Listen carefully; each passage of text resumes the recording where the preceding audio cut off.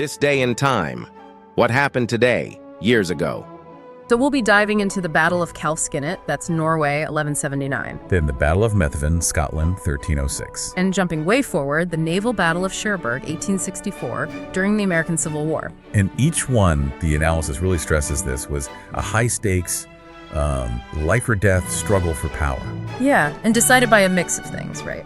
Strategy, sheer boldness, the tech they had available, and yeah, you said it, probably some luck too. Definitely luck involved sometimes. So the question for you listening is, what can you learn about making decisions under pressure? About being prepared? About how unexpected things can just change everything? Let's explore these moments frozen on one day in history. Let's do it. Let's start way back, 1179 Norway, the Battle of Calfskinnet. This fight happened right in the thick of the Norwegian Civil War. A really messy period. Lasted over 100 years. Yeah, a long time. And the core problem, according to the material, was pretty fundamental.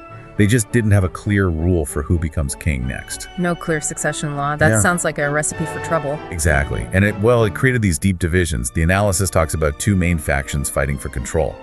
First, you've got the Bagler. Okay, who were they? They represented the sort of established power, the old guard nobles, the clergy, rich merchants. They liked centralized authority, and crucially, they had the church backing them. Got it. The establishment. And opposing them. The Birkebeiners. Yeah. They were the challengers. Often, from the edges of society, lesser nobles, commoners, people who felt kind of shut out by the way things were going. The outsiders, then? Pretty much.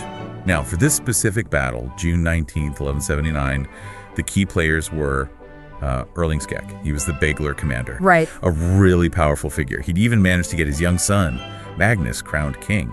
And this was a big deal, first coronation, the whole Nordic area, to get the church's official blessing. Wow, okay. So he represented legitimacy, in a way. Yes. And his rival was Sverre Sigurdsson.